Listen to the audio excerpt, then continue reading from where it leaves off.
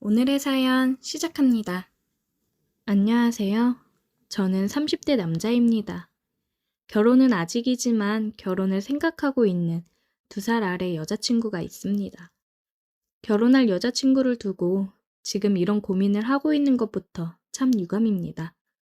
저는 IT 계열 개발 직종에 종사하고 있습니다. 코딩 같은 거 하는 직업이에요. 조금 생소한 직업일 수도 있는데 외국에서는 개발자 대우가 좋다고 하는데 한국은 아직까지는 아닙니다.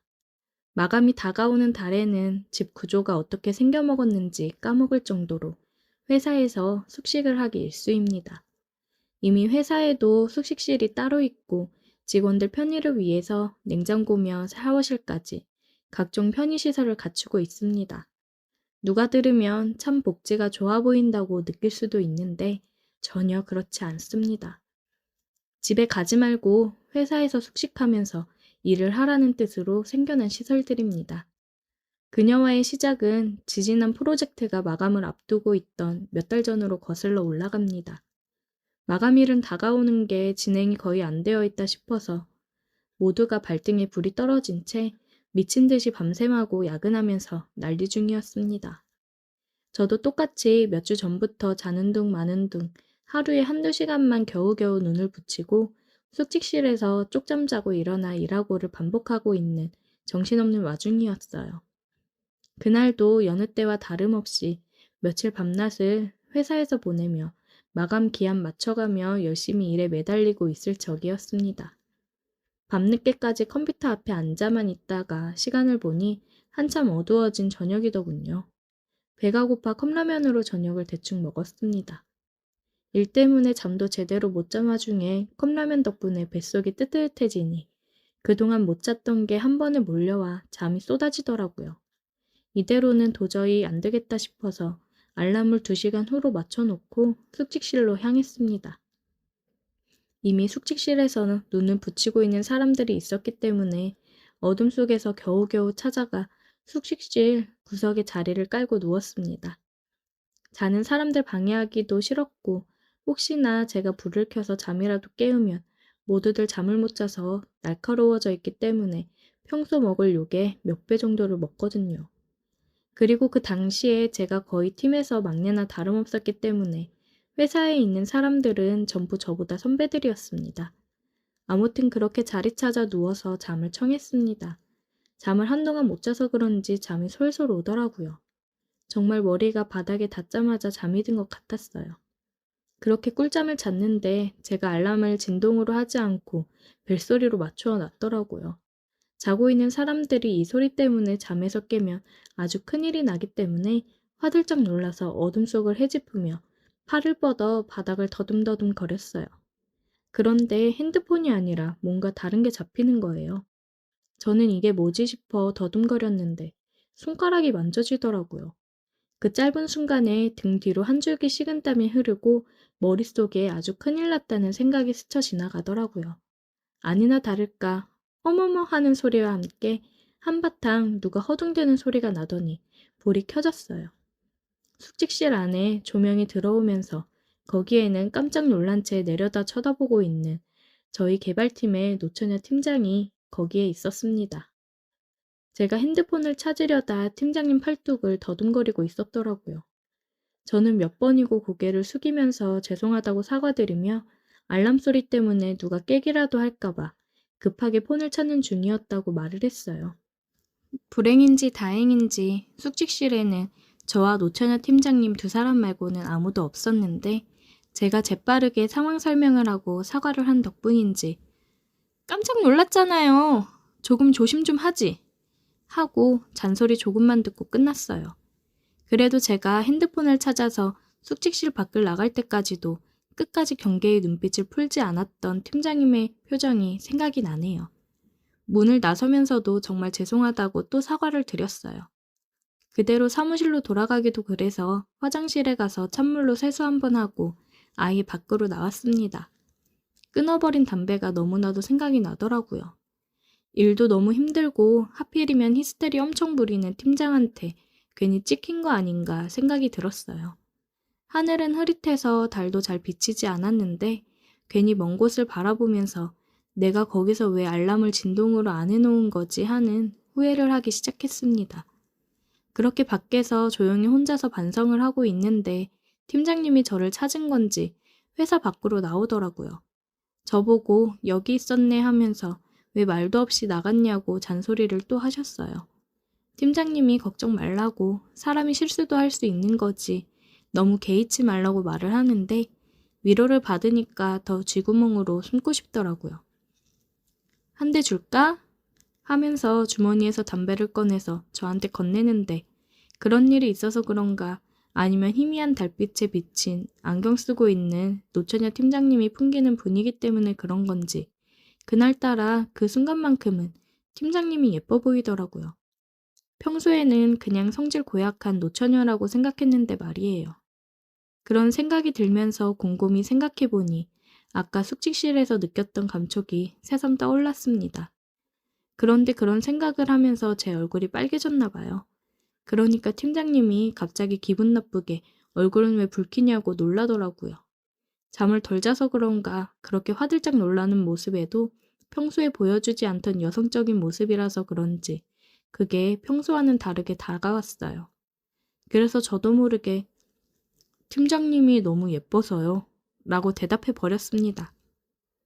그 말에 팀장님도 얼굴을 붉히며 아무 말도 못하더라고요. 그렇게 쭈뼛대고만 있다가 서로 아무 말도 나누지 못하고 사무실로 돌아왔습니다. 그 뒤로 노처녀 팀장님하고는 조금 서먹서먹해졌는데 워낙 일이 바쁘다 보니 그걸로 불편한 걸 느끼거나 할 정도는 아니었어요.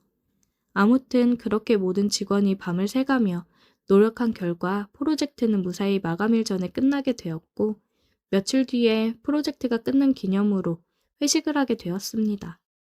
회식이 길어지면서 전부 다 술들을 어느 정도 마신 상황이었어요. 저도 별다른 생각 없이 주는 술들을 거절없이 계속 때려 마시고 있다가 우리 노처녀 팀장님하고 눈이 마주쳤습니다. 그러니 그때부터 자꾸 그날 있었던 일이 생각나고 집중이 안 되더라고요. 최대한 아닌 척 하려고 해도 자꾸 신경이 쓰여서 팀장님 쪽으로 고개를 다시 돌려봤는데 팀장님이 저를 빤히 쳐다보고 있더라고요. 언제부터 저를 쳐다보고 있었는지도 모르게 술 기운이 많이 올라있는 상태인지 눈은 개슴츠레 반만 뜨고 저를 잡아먹을 듯이 쳐다보고 있었습니다. 팀장님 시선이 느껴지니 그때부터는 자리가 조금 불편해지더라고요. 한참 있다가 팀장님이 제 이름을 부르면서 자리에서 벌떡 일어났습니다. 그러더니 저보고 자기를 책임지라고 소리를 고래고래 질렀어요. 직원들이 무슨 일인가 관심을 보이는 와중에 팀장님이 숙직실에서 제가 실수로 만졌던 사건을 가지고 제가 의도적으로 그렇게 한 거란 식으로 말을 하네요. 제가 팀장님께 이쁘다고 말한 건 사실인데 그냥 그 분위기가 그랬고 딱히 할 말이 없어서 그런 것도 있었는데 팀장님은 앞뒤 다 잘라먹고 제가 팀장님한테 예쁘다고 했다고 그러고서는 여태까지 아무 말도 없고 여자 마음 가지고 장난치는 거냐고 술줄정을 부리기 시작하더라고요. 실수로 팔뚝 한번 만지게 된 건데 이게 그렇게까지 자기를 책임지라고 할 일인가요? 직원들은 안 그래도 달아오른 회식 분위기에 이게 웬 떡이냐 하고 신이 나서 저에게 달려들더군요. 김 대리가 우리 팀장님 책임져야 되는 게 맞다고 하는 둥 결혼식은 언제 할 거냐는 둥 하면서요. 아주 회식 자리가 죽을 맛이었어요. 다른 여직원들은 팀장님한테 장난을 치면서 그래도 팀장님이 한 몸매 하셔서 다행이라고 하면서 깔깔대더군요. 몸매도 안 좋았으면 제가 이쁘단 말도 안 했을 거라고 하면서요. 팀장님은 얼굴이 벌개지면서 아잉 몰라 이러면서 콧소리를 섞어서 애교를 부리는데 술이 얼마나 취했으면 저럴까 하는 생각이 들었습니다. 아예 직원들은 저랑 팀장님을 밀어주는 분위기로 몰고 가더라고요. 3차로 도착한 노래 주점에서도 굳이 팀장님 옆자리에 저를 앉힌다던가 하면서요. 팀장님은 이미 술에 뻗어서 잠들어 있었고 저도 사람들이 저를 가지고 자꾸 놀려먹으니 그 자리에서 같이 즐길 기분이 안 나서 술도 마시지 않고 가만히 시간만 보냈습니다. 회식이 다 끝나고 나서 택시들 타고 하나둘씩 사라져 가는데 팀장님은 보도블럭 위에 앉아서 몸도 제대로 가누지 못하고 있더라고요. 직원들이 전부 사라지고 팀장님하고 저만 남게 되었습니다.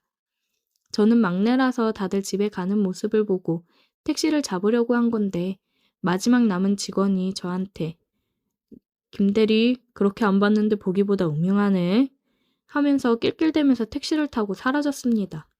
제가 술 취한 팀장님을 어떻게 하려고 하는 건가 오해를 하는 것 같았는데 해명할 틈도 주지 않았어요. 다가오는 택시를 잡아 저도 집에 가려고 하는데 보도블럭에 앉아서 술도 깨지 않은 팀장님을 두고 갈 수도 없는 노릇이더라고요. 집이 어디냐고 해도 횡설수설하기만 할 뿐이고 저도 여자친구 자고 있는 우리 집에 그녀를 데려갈 수도 없는 노릇이라 하는 수 없이 택시를 타고 회사로 다시 향했습니다. 그리고 팀장님을 숙직실까지 낑낑대며 들쳐업고 와서 자리에 눕혀드렸어요. 그리고 저는 집으로 돌아왔습니다. 다음 날 아주 난리가 났어요. 보안 시스템에 제가 지문 찍고 사무실로 들어간 기록이 남아있고 팀장님은 숙직실에 뻗어 있었으니 말입니다. 이 비싼 보안 직원이 이미 아침부터 동네방네 떠들고 다녀서 회사 내부에는 그게 와전이 돼서 소문이 나고 말았습니다. 정말 아무 일도 없었는데 팀장님은 정말로 제가 뭐라도 한 줄 알고 틈만 나면 자꾸 저한테 안 바쁠 때는 단둘이 술도 좀 마시고 하자고 합니다. 정말 미쳐버릴 노릇이네요. 회사 밖으로 소문이 새어나갈 일은 없지만 여자친구와 결혼 생각도 하고 있는데 이게 무슨 일인가 싶습니다. 물론 팀장님이 여자로 매력이 전혀 없는 것도 아니고 그날의 일만 기억해봐도 제 여자친구보다 훨씬 훌륭한 건 사실이기는 하지만 그렇다고 여자친구를 배신할 수도 없는 일 아닙니까? 제 친구들은 뭐가 문제냐고 하면서 둘만 만나면 되는 것 아니냐고 하며 배꼽을 잡고 웃고만 있는데 저는 정말 신경이 쓰여서 미치겠네요. 오늘의 사연 여기까지입니다. 오늘도 들어주셔서 감사해요. 구독, 좋아요, 알림 설정 부탁드려요. 안녕하세요. 30대 중반의 딸아이 엄마입니다. 어디서부터 이야기를 꺼내야 할지 정리가 잘 되지 않지만 최대한 간추려서 이야기해보겠습니다. 아이가 돌쯤 되었을 때 어떤 여자로부터 전화가 왔습니다. 앳된 목소리의 여자였는데 저희 남편을 사랑하고 있다고 당당하게 말하더군요. 너무 당황스러우면 아무 말도 안 나온다는 걸 그때 알았습니다. 남편의 외도는 솔직히 조금도 의심하지 못했어요. 워낙 아이에게도 저에게도 다정하고 가정적이었거든요. 술, 담배도 안 하고 일이 늦게 끝나는 직업이라 바람 피울 상황도 못 된다고 안이하게 생각하고 있었는지도 몰라요. 너무 당황스러워서 잘못 온 전화일 거야 하면서 그냥 끊어버렸어요. 몇 번 더 전화가 왔지만 받지 못했네요. 사실 너무 두려웠습니다. 그리고 당혹스럽고 그 상황이 도저히 안 믿겨서 제가 전화를 안 받으니 문자 몇 통이 계속 왔어요. 못 믿는 것 같으신데 제가 확인시켜 드릴게요. 그러면서 남편과 다정히 찍은 사진이랑 긴 장문의 문자로 남편과는 1년 정도 되었고 서로 많이 사랑하고 있다. 자기는 우리 남편 없이는 못 산다는 이야기를 길게도 풀어서 얘기하더라고요. 남편이 퇴근하기를 기다리는 시간이 천년 같았어요. 전화로 어찌된 일인지 허부을까를 100번쯤 고민하다가 변명을 만드는 시간을 주는 것 같아. 겨우 참고 기다리니 남편이 오더라고요. 아무 일 없는 척 웃으며 들어오는 남편에게 사진을 보여주며 물으니 사색이 되어서 빌더라고요. 잘못했다면서 외도를 인정하더군요. 회사에서 만난 여직원인데 그 여자가 먼저 유부남인 걸 뻔히 알면서도 자기에게 호감을 보여 순간 그 상황을 못 참고 혹한 적은 몇 번 있지만 나를 배신한 적은 결코 없다.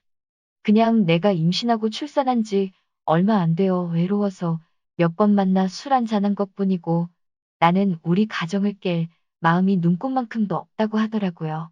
내가 아이와 밤낮으로 씨름할 때 남편이라는 사람이 외로웠다는 핑계로 그 여자와 술 퍼마시고 다녔다는 걸 저는 멍청하게도 전혀 몰랐다는 게 너무 화가 나고 앞으로 이 사람을 전과 같은 마음으로 대할 수 있을까 싶더라고요. 결혼 전엔 남편이 바람핀다면 당장 이혼해야지라고 생각했었는데 막상 상황이 닥치니 자꾸 남편의 변명을 믿고 싶고 한 번만 눈 감으면 우리 집이 다시 예전처럼 돌아갈 것 같았어요. 바보같이. 남편은 저만 보면 빌고 저는 남편만 보면 울고불며 화내는 상황이 보름 정도 지났을까? 잘못했다, 실수였다, 외로워서 같이 술 한잔 한 것뿐이라는 남편이 갑자기 저한테 와서는 이혼하자고 하더라고요. 이미 둘 사이에는 신뢰가 깨진 것 같기도 하고 자기가 실수한 거니 책임을 지고 싶다면서요. 그리고 하는 말이 여자가 자기 아이를 가졌다고 저한테는 너무 미안하다고 그 아이를 책임지고 싶다고 이혼만 해달라고 하더군요. 바람 피워서 미안하다. 이혼해달라고 해서 미안하다. 수백 번도 더 들었을 그 말. 미안하다는 말이 너무 어이가 없기도 하고. 그럼 우리 딸은 어쩌고 바람 피워 밖에서 가지 내는 책임지고 이제 돌 지난 우리 딸은 책임 안 지냐고 물으니 저는 자기와 이혼해도 아이를 잘 기를 수 있는 좋은 엄마니 괜찮을 것 같지만 그 여자는 자기가 안 데려오면 아이를 안 낳을 것 같다면서 내 자식인데 그냥 내버려 둘 수는 없지 않냐며 울더라고요. 남편의 억지 논리에 너무 기가 막혀서 한동안 대꾸를 안 하고 있으니 남편이 한다는 말이 대신 이 집은 저한테 준다고 자기만 보내주면 된다고 하네요. 너는 자기 없어도 잘 살 거라고 그 여자는 나이가 너무 어리고 자기 없이는 애를 낳아 키울 수 없다고 하는데 융자 가득한 집 주며 생색내는 게 우습고 배신한 적 없다고 변명해놓고 이제와 세상 둘도 없는 사랑꾼인 척하는 게 가증스러워 오만정이 다 떨어져 저도 더 이상 참지 못하고 이혼하겠다고 했어요. 그냥은 절대 이혼해주지 말고 그 여자랑 그 아이, 아빠 없는 애로 평생 살게 해버릴까도 생각하고 이혼하면 아빠 없이 애를 잘 키울 수 있을까 무섭기도 했는데 어차피 이혼 안 하고 살아도 내 남편이 그 여자랑 바람핀 걸 내가 알았고 그 여자와 살고 싶다는데 내 인생도 같이 갉아먹는 복수를 하면 나는 영원히 이 배신감에 갇혀 살 것 같더라고요. 그래서 그냥 이혼 절차 밟았어요. 준다는 집도 받고 애 양육비도 협의하고 2주에 한 번 보여달래서 평생 안 보여준다고 했다가 한 달에 한 번으로 협의하고 아이가 있으니 결혼보다 결정할 게 많더라고요. 중간에 남편과 바람 피운 그 여자가 저한테 한다는 말이 정말 살던 집 재산 분할 안 하고 나 다 받아갈 거냐고 물어보는데 뭐 이런 게 다 있나 싶더라고요. 전화로 난리친 것 빼고는 정말 결혼 준비보다 오히려 수월하게 이혼을 진행했어요. 정확히 완벽하게 정리하는데 생각보다 시간은 걸렸지만 이혼하고 바로 그 집 팔고 부모님께 죄송하지만 친정에 들어와 살고 있어요. 아파트 팔고 나서 곧장 남편과 통화하면서 일부러 그 여자 들어라고 아파트 값이 많이 올라 팔고 나니 생각보다 돈이 많이 생겼다고 큰 소리로 이야기했네요. 저는 회사 복직을 3개월 당겨서 친정 엄마가 아이를 봐주셔야 해서 돈도 돈이지만 집에만 있으면 미칠 것 같아서 나가서 돈 벌었어요. 아직 우리 애기가 예쁜 짓 할 때마다 그 여자가 애기 낳았다고 했을 때 훅훅 올라오는 무언가가 있긴 하지만 나가서 사람도 만나고 부모님과 사니 정말 많이 편해졌어요. 아무튼 어제는 아이가 남편을 만나는 날이라 아이를 아침에 보내고 저녁에 데리러 갔더니 전 남편이 아기만 집에 먼저 보내고 저한테 얘기 좀 하자고 하더라고요. 아이 관련된 이야기인 줄 알고 카페로 가서 앉았더니 갑자기 크게 한숨을 쉬더니 자기 벌 받은 것 같다고 하더라고요.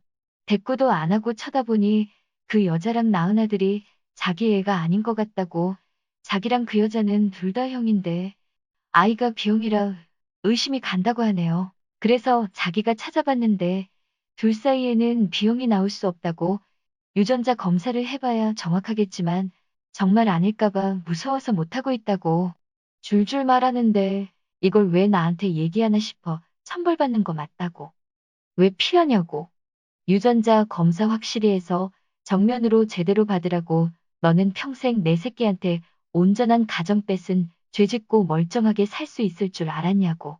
꼭 유전자 검사하라고 그 애가 네 새끼 아니길 빌겠다고 퍼붓고 왔네요. 이제야 좀 안정됐다고 생각했는데 왜 갑자기 나한테 어쩌라고 저런 얘기를 하나 싶고 그것들이 못 살면 통쾌할 줄 알았는데 괜히 내가 이혼하던 과정들만 다시 생각나 심란한 하루네요. 오늘부터 휴가라 부모님 모시고 딸아이 데리고 어디라도 다녀와야겠어요. 님들은 다들 행복하세요. 남자들 입장에서 꼬시기 쉬운 여자는 쉽게 관계를 허락하는 여자가 바로 쉬운 여자가 되는 겁니다. 남녀가 존재하고 사랑이 존재하는 한 영원히 없어지지 않을 바람, 그리고 불륜하면 남성 쪽이 쉽다는 이미지가 있지만 손뼉도 마주쳐야 소리가 나는 법, 최근에는 여성이 바람기, 불륜도 함께 증가하고 있다. 드라마나 영화에서조차 여성의 불륜, 혼외 자식, 이혼 등을 자연스럽게 다루고 있는 것도 그만큼 주위에서 관심이 많고 흔해졌기 때문이다. 그래서 여자들이 불륜을 하는 이유는 도대체 뭘까요?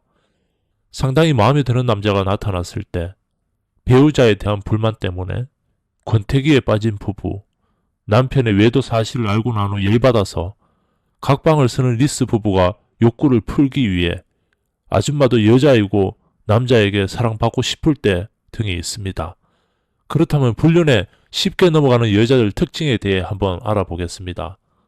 첫 번째, 외로움이 많은 전업주부. 바람난 여자들의 대부분의 변명은 외로웠기 때문에 라고 말합니다. 특히 외로움을 많이 느끼는 전업주부들은 하루 종일 집에 혼자 있는 경우가 많기 때문에 실제 남편과 아이만 바라보고 살게 되는 경우가 많습니다. 따라서 남편이 조금만 바빠지거나 신경을 못 써주는 경우, 애정이 느껴지지 않는다고 느낄 때 참지 못하고 다른 남자에게 마음을 채우려고 할지도 모릅니다. 두 번째, 욕구가 강한 여성. 보통 불륜 이유가 남자들은 육체적인 관계, 여자들은 정신적인 부분을 채우기 위해 불륜을 한다고들 하는데, 부부관계가 원활하지 못해 외간 남자에게 만족을 얻기 위해 바람을 피우는 여자들도 적지가 않습니다. 간혹 욕구를 채우기 위해 만났다가 마음까지 빼앗겨 앞뒤 못 가리는 유부녀도 종종 있습니다. 세 번째, 술을 좋아하고 분위기에 약한 여성.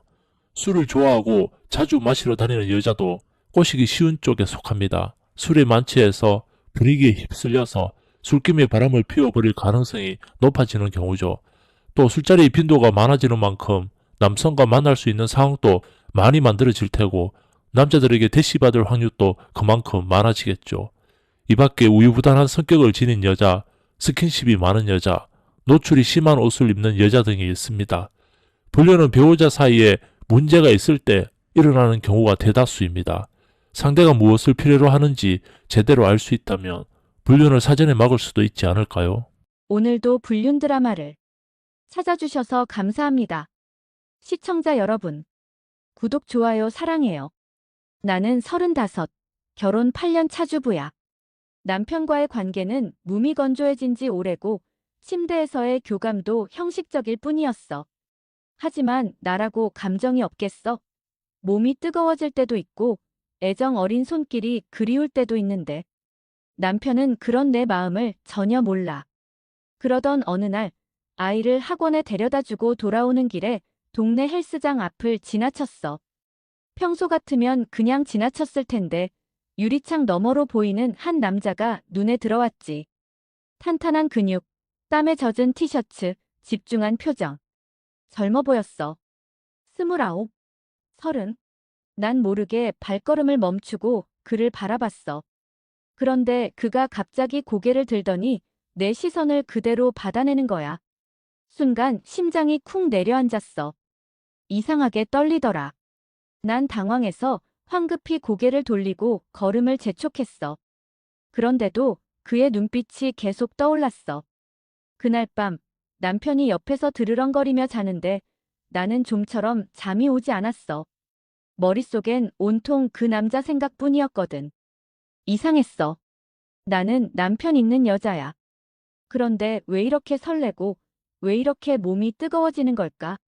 다음 날 또 헬스장 앞을 지나가 봤어. 이번엔 일부러 느리게 걸었지. 그리고 마치 우연한 척 그를 다시 봤어. 아니나 다를까 그는 내 시선을 또 잡아챘어. 이번엔 피하지 않았어. 그가 살짝 미소를 지었어. 그리고 내게 다가왔지. 안녕하세요. 목소리가 생각보다 저음이었어. 헬스장 다니세요? 아니라고, 그냥 지나가는 길이라고 했어. 그런데도 그는 말을 걸었고 나는 자연스럽게 그와 몇 마디를 더 주고받았어. 이상했어. 처음 보는 남자인데 이 대화가 너무 설레는 거야. 그날 이후로 난 거의 매일 헬스장 앞을 서성였어. 그리고 그는 언제나 내 시선을 잡아챘지. 마치 내 마음을 꿰뚫어 보기라도 하는 것처럼. 그와 나 사이에 금기가 있다는 걸 알면서도 나는 점점 더 깊이 빠져들고 있었어. 그날은 비가 내렸어. 우산도 없이 나도 모르게 헬스장 앞으로 걸음을 옮겼어. 마치 그를 기다리기라도 하듯이. 그리고 그는 정말 나타났어. 비 오는데 안 들어오고 뭐 하세요? 그가 내게 다가오며 웃었어. 나는 아무 말도 하지 못했지. 그저 떨리는 손끝을 꼭 쥐고 서 있었어. 그러자 그가 자연스럽게 자신의 우산을 내 머리 위로 씌워줬어. 커피 한 잔 하실래요? 순간 머릿속이 하얘졌어. 가야 할까? 아니, 가지 말아야 해. 그런데도 나는 고개를 끄덕이고 말았어. 그와 함께 들어간 카페는 한적했어. 비 내리는 창가 자리.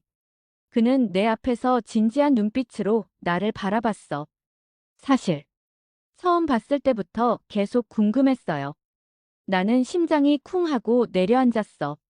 무슨 말을 해야 할지 몰랐지. 그런데 그의 눈빛이 너무 강렬했어. 마치 나를 원한다는 듯한 눈빛. 나는 그 시선에서 도망칠 수 없었어. 그날 이후 우리는 계속 마주쳤어. 일부러라도 마주치게 되었어. 그리고 우리의 관계는 점점 더 깊어졌지. 나는 점점 더 그를 원하고 있었어. 하지만 이게 옳지 않다는 것도 알고 있었어. 남편이 출장을 간 밤, 나는 그를 만났어. 어둠 속에서 그를 마주했을 때 더 이상 도망칠 수 없다는 걸 알았어. 그의 손이 내 허리를 감싸는 순간 나는 아무런 저항도 할 수 없었어. 그 밤 이후 나는 완전히 변했어. 더 이상 평범한 주부가 아니었어. 나는 욕망을 알아버린 여자였고 그에게서 벗어날 수 없었어. 하지만 그 끝이 어디로 향할지는 아무도 몰랐지. 그날 이후 나는 완전히 변했어. 더 이상 평범한 주부가 아니었어. 나는 욕망을 알아버린 여자였고 그에게서 벗어날 수 없었어. 하지만 그 끝이 어디로 향할지는 아무도 몰랐지. 그러던 어느 날 남편이 예상보다 이른 시간에 귀가했어. 나는 거실 소파에서 아무렇지도 않은 척 앉아 있었지만 속은 천갈래 만갈래였어. 그날 나는 그와 함께 있었거든. 그의 뜨거운 손길, 숨소리, 속삭임이 아직도 내 온몸을 감싸고 있었어. 그런데 남편이 내 옆에 앉으며 묘한 눈빛으로 날 바라보더라. 오늘 뭐 했어? 그냥 평범한 질문일 수도 있었어. 하지만 왜인지 그 순간 심장이 철렁 내려앉았어. 내 손끝이 살짝 떨렸어. 나는 억지로 미소를 지으며 대답했어. 그냥 집안일하고 아이 학원 데려다주고. 남편은 아무 말 없이 날 바라봤어. 그리고는 피곤하다는 듯이 한숨을 쉬며 방으로 들어갔지. 나는 그 뒷모습을 바라보며 숨을 죽였어. 혹시라도 들켰을까? 혹시 내 몸에서 다른 남자의 흔적이 남아있지는 않았을까? 하지만 그 순간에도 나는 그를 떠올리고 있었어. 오늘 낮 그의 거친 손이 내 허리를 감싸던 순간, 그의 입술이 내 목덜미를 타고 흘러내리던 그 감각. 나는 이미 너무 멀리 와버렸어. 그와의 관계는 점점 더 깊어졌어. 처음엔 단순한 욕망이었지만 점점 나는 그를 더 원하고 있었어. 남편과 있는 시간이 지루하고 견디기 어려워졌어. 밤마다 거짓말을 하고 집을 나섰어. 그리고 그의 품에 안겨 모든 걸 잊어버렸지. 그런데 어느 날 그의 태도가 미묘하게 달라졌어. 예전처럼 내게 먼저 연락하지 않았고 만나자는 말도 줄었어. 나는 불안했어. 혹시 나에게 질려버린 걸까? 아니면 다른 여자가 생긴 걸까? 나는 참을 수 없었어. 직접 확인해야 했어. 그래서 그가 일하는 헬스장 근처에서 기다리다가 그가 퇴근하는 길을 따라갔어. 그리고 나는 그 장면을 보고 말았어. 그는 나와 있을 때와는 전혀 다른 표정으로 어떤 여자를 바라보고 있었어. 그녀는 젊고 예뻤어. 그리고 무엇보다도 나보다 훨씬 자유로워 보였어. 나는 그 자리에 얼어붙었어. 가슴이 찢어지는 기분이었어. 배신감, 분노, 아니, 그보다 더한 감정이었어. 나는 그를 욕할 자격도 없었어. 애초에 우리 관계는 틀린 거였으니까. 하지만 그럼에도 불구하고 나는 참을 수 없었어. 나는 다가갔어. 그리고 그의 앞에 섰어. 그가 날 보며 당황한 얼굴을 했어. 그리고는 황급히 주변을 살피더니 나를 한쪽으로 끌고 갔어. 여기서 이러지 마요. 그의 말투가 차가웠어. 너무도 차가웠어. 마치 처음 만났을 때의 그 부드러운 목소리는 어디에도 없었어. 그 여자 누구야? 나는 목소리를 낮게 깔며 물었어. 하지만 그는 대답하지 않았어. 다만 한숨을 쉬며 고개를 돌렸어. 우리, 이제 그만하는 게 좋을 것 같아요. 그 순간 세상이 무너지는 줄 알았어. 나는 그를 붙잡고 싶었어. 아니, 아니라고 말하고 싶었어. 하지만 그는 이미 나를 떠나고 있었어. 그리고 나는 그 자리에 멍하니 서서 비 내리는 거리를 바라보고 있었어. 이제 나는 어떻게 해야 할까? 그가 떠난 이후 나는 망가진 기분이었어. 마음이 텅 비어버린 것 같았지. 몇 날 며칠을 아무것도 못하고 멍하니 누워 있었어. 핸드폰을 손에 쥐었다가도 차마 연락하지 못했어. 혹여나 그가 차갑게 끊어버릴까봐 두려웠거든. 그런데 어느 날 갑자기 남편이 내게 말을 걸었어. 너 요즘 이상해. 나는 그 말에 온몸이 굳었어. 뭐가? 그냥. 뭔가 변했어. 표정도 그렇고 분위기도. 마치 다른 사람이 된 것 같아. 심장이 쿵 내려앉았어. 남편이 눈치챈 걸까? 하지만 그는 그저 의심스러운 눈빛으로 날 바라볼 뿐이었어. 나는 억지로 웃으며 대답했어. 피곤해서 그래. 요즘 잠을 잘 못 잤거든. 남편은 여전히 미심쩍은 표정을 지었지만 더 이상 묻지는 않았어. 하지만 나는 알았어. 지금처럼 행동하다가는 언젠가 남편에게 모든 게 들통날 거라는 걸. 나는 마음을 정리하기로 했어. 그래, 이제 끝내야 해. 더 이상 그를 그리워해서도 그와의 기억에 매달려서도 안 돼. 나는 다시 예전의 나로 돌아가야 해. 하지만 마음을 다잡으려 할수록 몸이 그를 기억하고 있었어. 그의 손길, 입술, 숨소리. 모든 게 생생하게 떠올랐어. 나는 매일 밤 미쳐버릴 것 같았어. 그러다 어느 날 그를 다시 마주치게 되었어. 그는 여전히 멋있었고 아무렇지 않게 보였어. 하지만 나는 아니었어. 나는 그를 보는 순간 무너질 것 같았어. 그런데 그가 내게 먼저 다가왔어. 잘 지냈어요? 그 한마디에 나는 울컥했어. 나는 애써 태어난 척 웃으며 고개를 끄덕였어. 응. 너도? 그는 내 대답을 듣고 씁쓸한 미소를 지었어. 그리고는 잠시 뜸을 들이다가 낮은 목소리로 속삭였어. 보고 싶었어요. 그 말 한마디에 나는 완전히 무너졌어. 나는 다시 그에게 빠져버리고 말았어. 그날 밤 나는 남편에게 거짓말을 하고 다시 그를 만나러 갔어. 스스로도 한심했지만 멈출 수 없었어. 그의 손길이 닿자마자 모든 고민과 죄책감은 사라졌어. 나는 다시 그의 것이 되었어.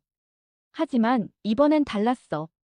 그도 예전처럼 나를 대하지 않았어. 마치 이미 내 감정을 다 알아버린 사람처럼 나를 쥐락펴락했어. 나는 그의 품 안에서 애절하게 매달렸고 그는 그런 나를 조용히 내려다보았어. 너무 늦지 않았어요? 그가 낮게 웃으며 속삭였어. 나는 무슨 뜻인지 몰랐지만 그 순간에도 그의 입술을 놓치고 싶지 않았어. 하지만 그는 갑자기 내 어깨를 밀어냈어. 이제 그만해야 할 것 같아요. 나는 멍해졌어. 뭐? 우린 여기까지예요. 그는 이미 마음을 정리한 듯 했어. 그에 비해 나는 한없이 미련했고 한없이 초라해졌어. 나는 그의 손목을 붙잡았어. 왜? 난 아직. 그는 내 손을 천천히 뿌리치며 가볍게 웃었어. 너무 깊이 빠지면 안 되잖아요. 그게 끝이었어. 나는 그 자리에 주저앉아 버렸어. 아무리 불러도 그는 돌아보지 않았어. 그 후로 나는 하루하루를 버텼어. 남편에게 미안한 척, 평범한 척 연기했어.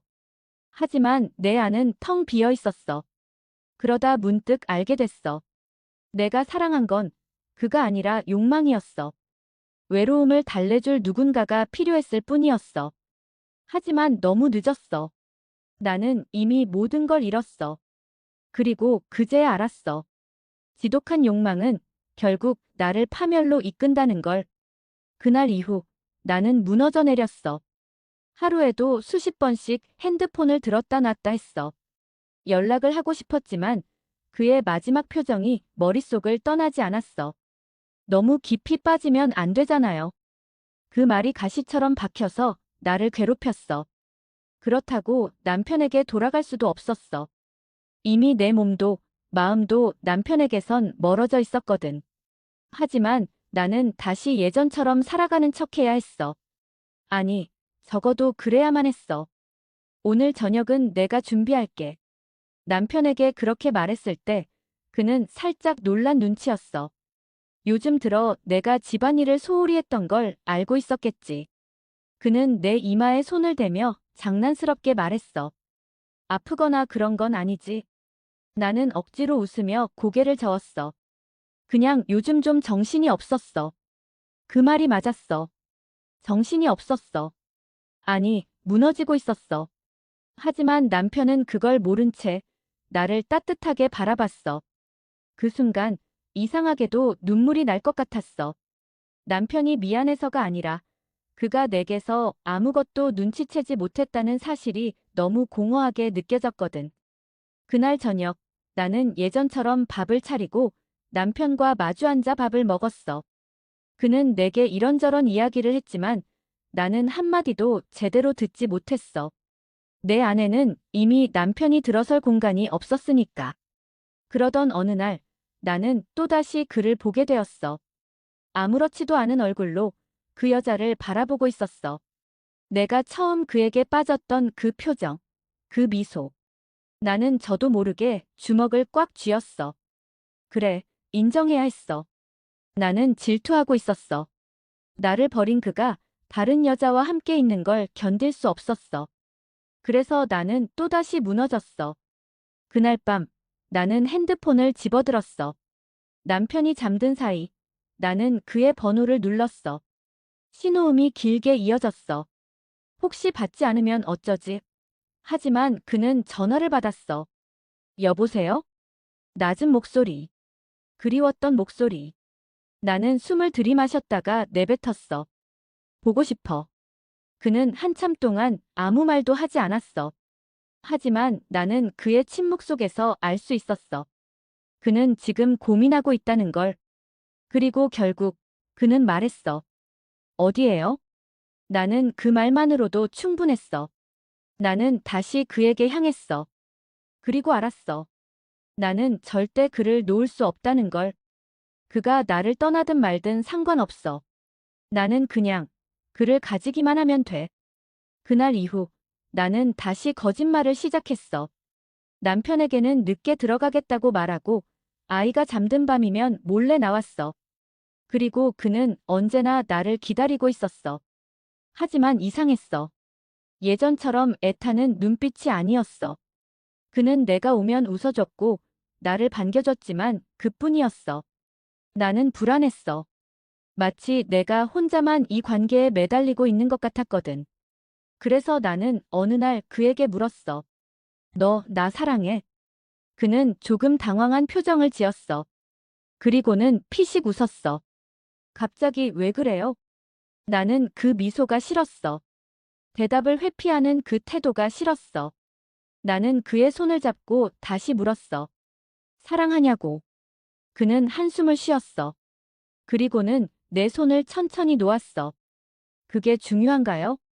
그 순간 나는 깨달았어. 그는 나를 사랑한 적이 없었어. 그는 그저 순간의 즐거움을 원했을 뿐이었어. 내가 이 관계에 빠져든 것처럼 그도 처음에는 나에게 빠졌겠지. 하지만 그는 이미 빠져나올 준비를 마친 상태였어. 나는 그를 붙잡을 수 없었어. 하지만 인정할 수도 없었어. 나는 그를 원했어. 다시 처음처럼, 내가 그에게 전부였던 때처럼. 그래서 나는 마지막으로 그를 찾아갔어. 그가 집으로 들어가려던 순간 나는 그의 팔을 붙잡았어. 한 번만 더. 그는 내 손을 내려다봤어. 그리고 한숨을 쉬며 말했어. 이제 그만해요. 그게 마지막이었어. 나는 결국 모든 걸 잃었어. 남편도, 아이도, 그도. 하지만 가장 비참한 건 그조차도 나를 잃었다고 생각하지 않았다는 거야. 나는 혼자 남겨졌어. 그리고 그제야 깨달았어. 나는 애초에 그에게 사랑받은 적이 없었다는 걸. 나는 모든 걸 잃었어. 그리고 남겨졌어. 그날 밤 집으로 돌아와 거울을 봤어. 내가 이런 얼굴을 하고 있었나? 초췌하고 공허하고 잃어버린 사람처럼. 눈밑은 푹 꺼져 있었고 피부는 푸석했어. 내가 이렇게까지 망가졌다는 걸 왜 이제야 깨달았을까? 남편은 여전히 나를 의심하지 않았어. 아니, 어쩌면 알고도 모른 척하고 있었을지도 몰라. 하지만 그의 무관심이 더 고통스러웠어. 그에게 나는 이제 아무런 의미도 없는 존재 같았어. 우리 사이에는 감정도, 애정도 남아있지 않았어. 나는 결심했어. 이대로 살 순 없다고. 이대로 망가질 순 없다고. 처음엔 아무렇지 않은 척했어. 다시 일상을 되찾으려고 노력했어. 남편에게 잘해보려고 했고, 아이에게도 더 신경을 쓰려고 했어. 하지만 모든 게 부자연스러웠어. 억지로 웃고 애정을 연기하는 게 얼마나 어려운지 몰랐어. 그리고 결정적인 순간이 찾아왔어. 어느 날 남편이 내 앞에 앉더니 조용히 입을 열었어. 우리 이혼하자. 나는 순간 숨이 멎는 줄 알았어. 뭐? 남편은 피곤한 눈빛으로 나를 바라봤어. 이제 그만해야 할 것 같아. 너도 알고 있잖아. 우리 사이가 끝났다는 거. 나는 입을 열었지만 아무 말도 나오지 않았어. 어쩌면 내가 먼저 꺼냈어야 할 말이었는데. 하지만 내가 이 말을 들으니 너무 가슴이 아팠어. 왜 지금 갑자기? 그는 고개를 저었어. 갑자기가 아니야. 오래전부터 생각했어. 그냥 이제는 끝내야겠다고. 나는 남편의 표정을 읽으려 했어. 혹시 다른 여자가 생긴 걸까? 아니면 나에 대해 뭔가 알게 된 걸까? 하지만 그는 그저 지쳐 보였을 뿐이었어. 나는 남편을 붙잡고 싶었어. 그가 떠나고 나면 나는 정말 혼자가 되는 거잖아. 하지만 입술을 깨물고 있는 내 모습이 너무 우스웠어. 내가 먼저 무너뜨린 가정을 이제 와서 붙잡고 싶어 하다니. 나는 천천히 고개를 끄덕였어. 그래. 그게 전부였어. 이혼 절차는 생각보다 빨리 진행됐어. 남편은 이미 모든 걸 정리할 준비를 하고 있었던 것 같았어. 나는 그제야 알았어. 그도 나만큼 외로웠다는 걸. 우리가 함께 살아오면서도 그는 이미 나를 떠나 있었어. 다만 먼저 말을 꺼내지 않았을 뿐이야. 그렇게 나는 혼자가 됐어. 혼자가 된다는 게 이렇게 무서울 줄 몰랐어. 밤이 되면 집이 너무 조용해서 견딜 수가 없었어. 남편과 아이가 없는 집은 그냥 텅 빈 공간이었어. 나는 일부러 TV를 틀어놓고 살았어. 그래야 덜 외로울 것 같았거든. 하지만 외로움은 점점 더 커졌어. 그리고 나는 또다시 실수를 저질렀어. 어느 날 밤 술에 취한 나는 그의 번호를 눌렀어. 신호가 몇 번 울리더니 익숙한 목소리가 들려왔어. 여보세요? 나는 아무 말도 하지 못했어. 하지만 그는 내 숨소리만 듣고도 나라는 걸 알아차린 것 같았어. 왜 전화했어요? 차가운 목소리. 나는 목이 메어 제대로 대답하지 못했어. 그냥. 그는 한숨을 쉬었어. 그리고는 단호하게 말했어. 다시 그러지 마요. 그리고 전화를 끊었어. 나는 핸드폰을 손에 쥐고 한참을 멍하니 앉아 있었어. 눈물이 흐를 줄 알았는데 이상하게도 아무 감정도 들지 않았어. 그렇게 나는 또다시 버려졌어. 그리고 마침내 깨달았어. 나는 한 번도 사랑받은 적이 없었다는 걸. 나는 한참을 멍하니 앉아 있었어. 핸드폰을 손에 꼭 쥔 채 차가운 어둠 속에 갇힌 기분이었어. 사랑한다고 믿었던 남자는 나를 버렸고 남편도 결국 떠났어. 나는 모든 걸 잃었어. 나는 거울 앞에 섰어. 나 자신을 들여다봤어. 초췌하고 비어버린 눈동자. 언젠가부터 나는 내 자신을 돌보지 않았어.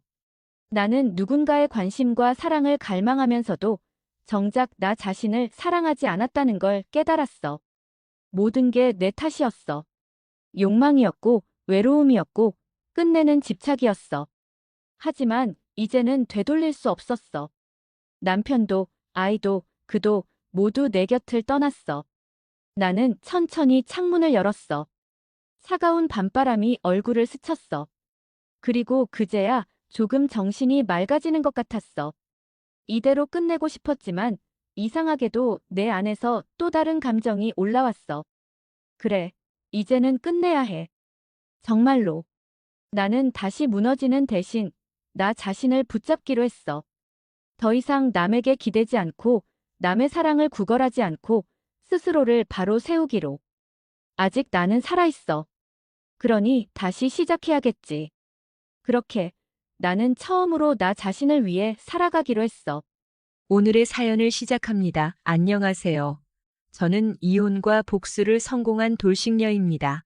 이런 제 소개를 황당히 하시는 분들도 계시겠지만 제 이야기 좀 들어주세요. 저는 10년 전 사람을 제대로 보지도 못한 채 좋은 사람이라고 착각을 하고 정말 나쁜 놈과 결혼을 했습니다. 제가 기억하는 결혼의 시작은 바람이었습니다. 결혼 기간 동안에 정말 수많은 여자들을 만났습니다. 첫바람을 알게 되었을 때 이혼을 했어야 했는데 뱃속에 아이를 임신 중이었고 남편 놈이 싹싹 빌길래 믿어줬습니다. 하지만 그 이후로 또 바람을 피웠고 나중에는 사과도 하지 않는 상황까지 갔습니다. 저 때문에 바람을 피운다는 그런 말도 안 되는 이유를 들면서 오히려 제 탓을 하더군요. 출산 후에도 처녀대의 몸매와 피부를 유지했었고 외모도 엄청 이쁘진 않지만 싱글 때는 가끔 헌팅을 받을 정도는 되었습니다. 그런데 이혼을 결심하게 된 사건이 있었습니다.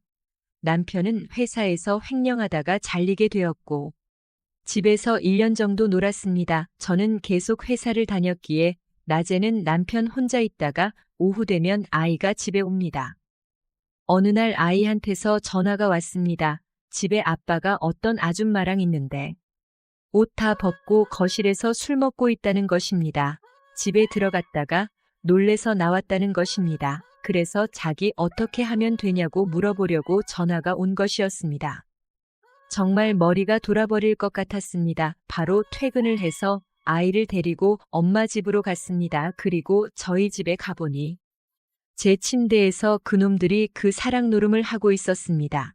정말 최대한 힘을 모아서 소리를 질렀지만 정말 무덤덤하게 쳐다보더니 다시 이어서 그 사랑 노름을 하는 것이었습니다.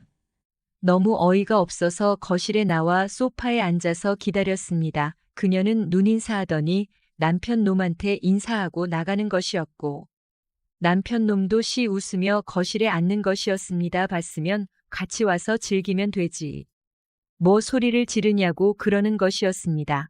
그놈 진짜 완전히 미쳤다고 생각이 들어서 더 이상 말대꾸도 하지 않고 그냥 당분간 아이랑 엄마 집 가서 지내겠다고 하고 짐을 챙겨서 나왔습니다. 마음대로 하라며 그냥 TV를 보더군요. 엄마 집으로 가는 차 안에서 꼭 복수를 하고 이혼을 해야겠다고 다짐을 했습니다. 가정을 지키고 싶었지만 저런 놈이 내 자식의 아빠라면 차라리 없는 게 나을 것 같다고 생각했습니다. 많은 생각을 해보았지만 답은 나오지 않았고 일단 그 내연녀와 연락을 해서 만났습니다. 내연녀는 남편보다는 8살 저보다는 5살이나 어렸습니다. 젊고 이쁜데 왜 능력 없는 유부남을 만나냐고 물었더니 오히려 저보고 왜 아직도 이혼 안 하고 같이 살면서 자기들 연애를 방해하냐고 역으로 물었습니다. 정말 어이가 없었습니다. 더 이상 대화가 안 통한다고 생각이 들어서 그냥 나왔습니다. 그리고 차 안에서 그년이 나올 때까지 기다렸다가 미행을 했습니다. 지피지기면 백전백승이라는 마음으로 모든 정보를 얻을 수 있지 않을까 싶어서 따라간 것이었습니다. 어느 작은 빌라로 들어갔고 남동생으로 보이는 남자와 다시 나와서 마트 갔다가 장을 봐서 들어갔습니다. 대화 내용을 들어봐서는 남매 사이 같았습니다. 그리고 결심했습니다. 저 남동생을 꼬셔서 똑같은 입장을 만들어주겠다고 생각하며 계획을 짰습니다. 곧바로 실행에 옮겼습니다. 그 남동생이 다니는 헬스장을 등록하고 주로 다니는 카페에서 자주 커피를 마셨으며 옷도 액세서리도 젊게 하고 다녔습니다. 그렇게 몇 주의 시간이 지나고 우연치 않은 기회로 그 남동생과 짧은 대화를 나누게 되었고 연락처도 주고받게 되었습니다. 그리고 솔직하게 유부녀인데 이혼을 준비 중이며 남편이 바람을 자주 피는데 지금도 바람 피우고 있는 상태라는 것도 아이가 있는 것도 다 이야기해 주었습니다. 가끔 가다 밤에 속상하다 힘들다며 문자도 보내고 통화도 하였습니다. 그러다 조심스럽게 고백을 하였고 사귀게 되었습니다. 그러면서 그 남동생에 대해서 자세히 알게 되었습니다. 어렸을 때 부모님은 교통사고로 두 분 다 돌아가셨고 친누나랑 둘이서 살고 있으며 누나이면서 엄마 같은 존재라고 하였습니다. 친누나도 자기를 동생이면서도 아들처럼 챙긴다고 하였습니다. 그래서 자기 누나한테 저를 소개해주고 싶다는 것이었습니다. 저도 만나고 싶다며 오늘 시간이 되면 보자고 하였습니다. 남동생은 내 남편의 내연녀인 자기 친누나에게 전화를 걸었고 시간이 된다며 저녁에 만나기로 하였습니다. 남동생 옆에 팔짱을 끼고 있는 저를 보자마자 놀란 내연녀는 소리를 질렀습니다. 바로 제 머리를 잡아당겼고 TV에서 보던 것처럼 질질 끌려다녔습니다. 남동생은 보자마자 친누나한테 뭐 하는 짓이냐고 소리쳤고 완전 난장판이 되었습니다. 그러면서 제 남편의 바람 상대가 본인 친누나라는 것을 충격을 받았는지 남동생은 그 자리에서 그냥 나가버렸습니다. 내연녀는 저한테 당장 헤어지라고 뭐 하는 추태냐고 화를 내었고 나도 내 남편처럼 젊은 남자랑 바람 피우는 중이라고 하였습니다. 그러면서 확실히 늙은 남편보다 젊은 내 동생이 힘도 좋고 시간도 길어서 좋다고 하였습니다. 내연녀는 미쳐 죽으려고 하였습니다. 그러던 중에 남동생은 들어왔고 본인은 제가 너무 좋아서 계속 만나고 싶고 결혼도 생각하고 있으니 내연녀인 친누나에게 간섭하지 말라며 제 옆에 앉았습니다. 내연녀는 저를 가리키며 이 아줌마는 유부녀인데 어떻게 결혼을 하냐고 물었고 이혼할 때까지 기다릴 거라고 남동생은 대답하였습니다. 이런 내용의 대화가 장시간을 오고 간 후 헤어졌습니다. 며칠이 지나서 내연녀가 조용히 단둘이 만나자고 연락이 왔고 그날 저녁에 만났습니다. 내연녀가 제가 남편과 이혼할 수 있도록 협조도 해주고 그 후에는 남편과 헤어질 테니 자기 동생을 진심으로 사랑해 줄 수 있냐고 물었습니다. 남동생의 향한 마음은 진심이라며 도와준다면 빨리 안정적으로 만남을 지속할 수 있다고 하였습니다. 내연녀는 바람의 증거를 전부 전달해 주었고 그것들을 가지고 이혼 소송을 진행하였습니다. 그 외에 과거에 피웠던 수많은 바람 증거들도 같이 제출하였습니다. 그렇게 내연녀의 도움으로 남편에게 위자료 재산 분할에서 좋은 결과를 얻으며 이혼하게 되었습니다. 그리고 얼마 지나지 않아 내연녀와 남편은 헤어졌습니다. 그때쯤 저도 내연녀 남동생과 헤어졌습니다. 그 후로 회사도 그만두고 연락처도 변경하고 제 아이를 데리고 캐나다로 이민을 와서 행복하게 잘 살고 있습니다. 2번 다시 결혼을 안 할 겁니다. 제 긴 사연을 들어주셔서 감사합니다. 오늘의 사연은 여기까지입니다. 구독과 좋아요, 알림 설정 부탁드립니다. 긴 글을 읽어주셔서 감사합니다. 구독과 좋아요, 알림 설정도 꼭꼭 눌러주세요. 오늘의 사연 시작합니다. 안녕하세요. 조금 부끄럽긴 하지만 지금 한참 외간 남자와 바람을 피우고 있는 여성입니다. 그러면서 뭐 잘났다고 사연까지 보내냐고 어이없어 하실 분도 계실 테죠. 네, 일반적인 잣대로는 그게 100번 맞는 말씀이긴 합니다. 그런데 사람이란 동물이 참 간사하면서 정해도 약하다 보니 원리 원칙대로는 안 사라지더군요. 저도 제가 바람 피우는 여자가 될지 상상도 못 해봤고요. 어떻거나 저는 지금 굉장히 잘 지내고 있고 이 행복이 한창일 때 제 소중한 감정을 어디다가든 익명으로 자랑을 해보고 싶었습니다. 어떻건 간에 우리 사랑 이야기를 하자면 저와 남친은 영화관에서 각자 혼자 영화를 보다가 만난 사이입니다. 저는 주부이긴 하지만 어지간히 차려입고 나가면 20대 후반까지 보기도 하고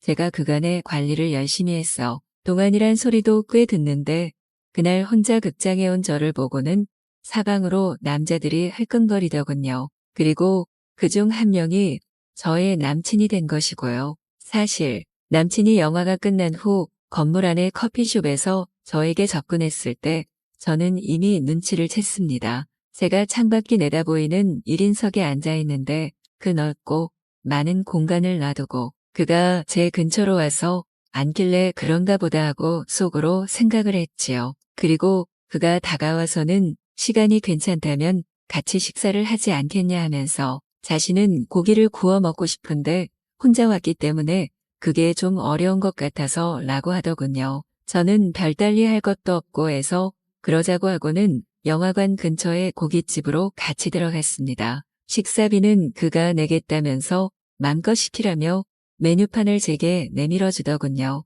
그리고 와인이 있길래 그걸 시켜서 고기와 같이 들다 보니 술 기운 덕인지 어느새 서로가 친해져 가고 있었습니다. 우리는 언제 친했냐 싶게 서로 농담도 주고받으며 통성명까지 했습니다. 사실 저는 영화관 오기 전에 남편이랑 심하게 싸우고는 혼자 바람 쐬러 나왔던 건데 나오길 참 잘했단 생각마저 들었습니다. 그는 자신도 가정이 있다고 했습니다. 딸아이가 하나 있는데 발레를 전공한다고 했고 한참 열심히 연습하는 중이라서 집에서는 얼굴 보기가 힘들다고 하더군요. 아내는 바깥 활동이 많은 여성인가 보더군요. 구체적으로 이야기는 안 하는데 별로 사이가 좋아 보이지는 않았습니다. 저는 그가 외모나 몸매도 좋은 편이고 성격도 다정다감해서 꽤 만족했고 서로 마음이 맞아서 그날로 깊은 사이로 들어갔습니다.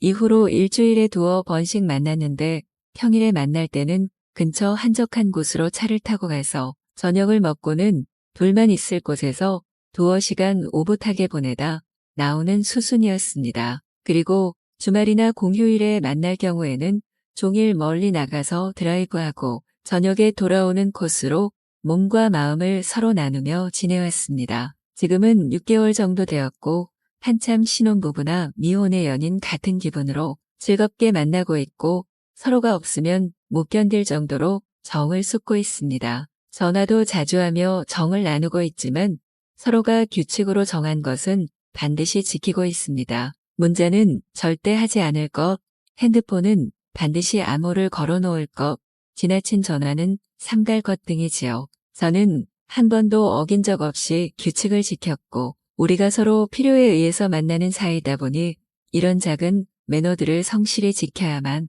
오래 만날 수 있다는 생각으로 잘 처신하고 있습니다. 한 번은 그와 같이 다른 지방에 온천에 간 적이 있었습니다. 거기서 가족 여행 온 그의 친구를 만났고 친구는 많이 당황했지만 눈치 빠르게 적당히 상황을 무마시켜 주어서 잘 넘어갔습니다. 남친은 바람을 처음 피워보는 거라서 자신은 서툴다며 나중에 미적거리며 웃었습니다. 그런데 저는 이미 여러 번의 바람 경험이 있습니다. 결혼 15년이 넘었지만 외모도 그나마 반반하고 아직 몸매도 싱싱하다 보니 남자들이 수시로 대시하는 경우가 많았거든요. 전부 1년 이상 사귀어왔고 올해 만난 경우는 6년씩도 만났습니다. 상대는 다들 그 무렵에 지치고 힘든 개인적 상황이 있던 사람들이었습니다. 그래서 누군가에게 위안을 받고 싶어서 자신과 비슷한 느낌으로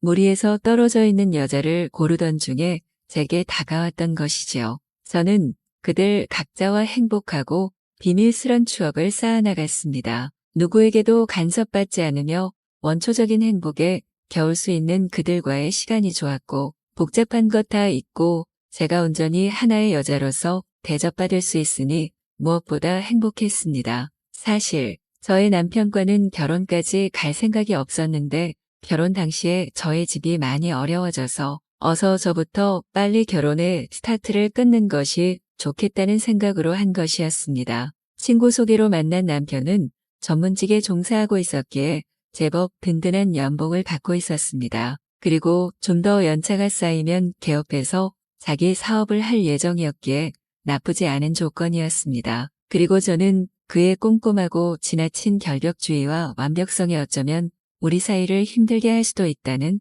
막연한 불안감을 아는 채 몇 달 후에 그와 결혼했습니다. 결혼 생활은 삭막하고 갑갑했습니다. 시댁은 자신의 아들과 견주어서 훨씬 뒤처지는 제가 그 집안에 들어온 것이 내심 못마땅한 듯 했습니다. 그리고 당신들의 아들이 단지 뚱뚱하고 못생겼다는 단점 하나 때문에 저같이 학벌이건 집안이건 다 밀리는 여자와 결혼했다는 것을 아주 속상해하는 눈치가 은근히 보였습니다. 그렇다고 살 빼고 성형수술을 시켜서 선시장에 내보낼 만큼 부모님이 성격이 개방적인 것도 아니었고 아들 역시도 옹졸하고 깐깐해서 그런 생각은 엄두조차 내지 않던 상황이었습니다. 결국 제가 그 차지가 되어서 어디에도 끼지 못하는 결혼 생활로 10수년을 보냈습니다. 그리고 지금은 남편도 바람을 피고 있습니다. 상대는 아가씨인 듯하고 때때로 남편의 옷에 발랄한 향의 향수가 묻어오는 경우도 꽤 있습니다. 아마도 아주 젊고 명랑한 여자겠거니 싶고 남편은 어쩐 일인지 요즘 기분이 무척 좋아 보입니다. 다이어트도 열심히 하고 외모도 무척 열심히 가꾸고 팩도 자주 하고 미용실에 가서 앞머리 쪽에 세팅 파마를 하고 오기도 합니다. 그렇게 끔찍해하고 어이없어 하던 성형도 아마 곧 할 것만 같아서 저는 기분이 좀 묘해집니다. 남편, 저, 그리고 저의 상대남. 우리는 모두 바람을 피고 있습니다. 그리고 우리는 각자 행복합니다. 처음 시작하는 바람이건 오래된 바람이건 늘 생애 자극이 된다는 것은 변함없는 진리라는 것을 저는 경험으로 잘 알고 있습니다. 그리고 이 행복이 오래가기 위해서는 제가 아주 주도면밀하게 가정의 틀을 깨지 않으려 노력해야 한다는 것도 잘 알고 있고요. 이번 주에는 남친이 가족 여행을 가야 해서 주말에 만나지 못합니다. 대신에 주중에 길게 시간을 내서 만나기로 했습니다. 저는 그에게 잘 보이려고 섹시한 속옷 세트를 새로 샀습니다. 빨랫대에 걸어서 말리면 남에게 혹여 저의 지금 일상을 눈치 주는 셈이 될까봐 그것만은 단독으로 세탁해서 창고방 베란다 구석에 슬그머니 말립니다. 그 방으로는 아무도 못 들어가게 문도 잠궈 놓은 채로요. 하여간 바람을 피우면 젊어질 수밖에 없습니다. 일상 하나하나에 신경을 곤두세워야 하니 매사에 처져 있을 겨를이 없거든요. 안녕하세요. 여러분이 연인 혹은 파트너와 잠자리를 가지는 이유는 무엇인가요? 상대방과의 정서적인 유대감을 위해 필요한 것이 바로 성관계이지만 우리 몸 입장에서는 조금 다를 수 있다는 점 알고 계셨나요? 잠자리는 단순히 쾌락뿐만 아니라 신체에 다음과 같은 긍정적인 효과를 주는데요. 오늘은 어떤 이유 때문에 우리가 더욱 해야 하는지 알아보겠습니다. 첫 번째 이유는 심혈관 개선입니다. 잠자리는 심혈관 건강을 개선시키고 칼로리를 소모하는데 아주 효과적입니다. 우리가 헬스장에 가서 운동을 하는 것 이상의 운동 효과를 내는 것이 바로 잠자리입니다. 헬스는 내키지 않은데 억지로 하는 것 같고 귀찮을 때가 많지만 잠자리는 상대방과의 깊은 친밀도를 높이면서 동시에 혈관 질환을 예방할 수도 있습니다. 두 번째 장점은 우리 몸의 통증을 완화시켜줍니다. 잠자리는 과학적으로 우리 몸이 군데군데 있는 여러 통증을 완화시켜줍니다. 바로 엔돌핀이 방출되어서 그런데요.